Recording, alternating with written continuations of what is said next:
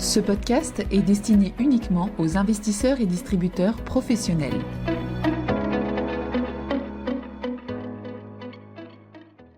Bonjour à tous, bienvenue dans cette édition de 5 minutes pour comprendre, où nous allons parler des comités de politique monétaire de la BCE et de la Fed de juin 2024. Avant de commencer, rappelons le contexte qui prévalait au moment de ces comités de politique monétaire, et c'est toujours l'occasion de rappeler les dynamiques d'inflation. En zone euro, l'inflation de mai a surpris à la hausse avec une inflation totale qui est passée de 2,4% à 2,6% et une inflation sous-jacente qui est passée de 2,7% à 2,9%. Il s'agissait de la première hausse de l'inflation sous-jacente depuis près d'un an. Cette hausse peut s'expliquer par des effets de base liés au forfait rail mis en place en Allemagne il y a un an, mais aussi par les forfaits vacances dont les prix sont dépendants de la date des fêtes de Pâques. Les effets de base ont également été défavorables sur le segment énergie. En ce qui concerne l'activité, les indicateurs PMI ont continué à se redresser, quoique en ordre dispersé, et avec une nette dichotomie entre les services qui vont mieux et l'industrie qui est toujours à la peine. Pour la politique monétaire, la BCE avait clairement communiqué avant le Conseil des gouverneurs qu'elle avait l'intention de baisser ses taux directeurs. Aux États-Unis, il faut rappeler que les 4 premiers rapports CPI publiés en 2024 ont été défavorables, avec une inflation au-dessus des attentes.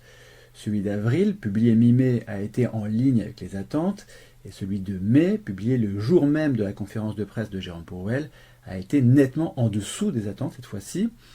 Ainsi, l'inflation sous-jacente, le corps CPI, est passé de 3,8% en mars à 3,4% en mai. La dynamique de désinflation s'est réenclenchée. En ce qui concerne l'activité, les enquêtes ISM ont surpris négativement pour le manufacturier et positivement pour les services, mais restent globalement dans des zones indiquant une croissance faible de l'activité.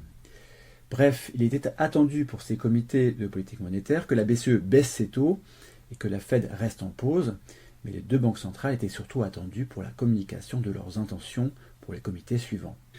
Commençons par la BCE. Comme cela a été largement attendu, elle a abaissé ses 3 taux directeurs de 25 points de base lors de son comité de politique monétaire du 6 juin, après 9 mois de pause.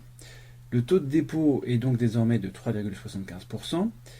En conférence de presse, Christine Lagarde a insisté sur le chemin accompli et sur le fait que l'inflation ait été divisée par 2 entre le pic de 2022 et la décision de la pause en octobre 2023, puis à nouveau divisé par 2 entre octobre 2023 et la première baisse de taux. Toutefois, l'un des événements de ce conseil aura été le fait que les prévisions d'inflation et d'inflation sous-jacente ont été revues légèrement à la hausse par rapport aux projections de mars. L'inflation sous-jacente est désormais attendue à 2,8% en 2024 et à 2,2% en 2025. Cette révision à la hausse s'explique notamment par une révision à la hausse des prix de l'énergie, mais aussi de la croissance des salaires et donc de l'inflation des services. On sent ici que même si la BCE reste confiante dans le ralentissement à venir des salaires, elle reste prudente sur le sujet après la hausse plus forte que prévue des salaires négociés au premier trimestre 2024. D'ailleurs, les économistes de la BCE prévoient que les salaires continueront de progresser à un rythme supérieur à ce qui a été observé sur les décennies qui ont précédé le Covid. Pour la suite du cycle de baisse de taux, la porte semble quasiment fermée pour juillet. Christine Lagarde a rappelé que la BCE était encore très loin du taux neutre, qu'il restait du chemin à parcourir. La BCE restera donc prudente, mais il est probable qu'elle revienne aux baisses de taux en septembre. Passons à la Fed. Celle-ci a laissé comme prévu sa fourchette de taux directeur inchangée à 5,25-5,50%. Le seul changement dans le communiqué est la référence au modeste progrès supplémentaire sur le front de l'inflation. Au préalable, il faisait justement référence au manque de progrès. Pour la Fed aussi, les prévisions d'inflation ont été revues à la hausse après les mauvaises publications du début d'année. Pour 2024, la prévision d'inflation sous-jacente, c'est-à-dire le corps PCE, passe de 2,6% à 2,8%. Et pour 2025, elle passe de 2,2% à 2,3%. De façon plus surprenante, la prévision de taux de chômage pour la fin 2024 n'est pas modifiée en dépit de sa hausse récente et reste à 4%, c'est-à-dire le taux de chômage qui prévaut actuellement. Et elle est relevée à 4,2% pour la fin d'année 2025. L'un des éléments très attendus de ce comité était les dots, c'est-à-dire les projections de Fed Funds des membres du FOMC. La médiane des dots passe de 3 baisses de taux en 2024 à seulement une seule. En réalité, il y a presque autant de membres qui envisagent 2 baisses que de membres qui envisagent une baisse, et on pourrait dire que les dots attendent 1 à 2 baisses de taux cette année.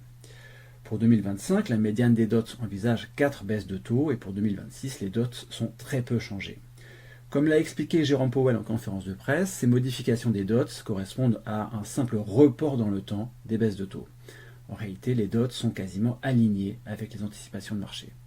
La conférence de presse de Jérôme Powell a tourné autour de deux sujets, l'évolution de l'inflation et l'intérêt accru pour le marché du travail. Tout d'abord, l'évolution de l'inflation.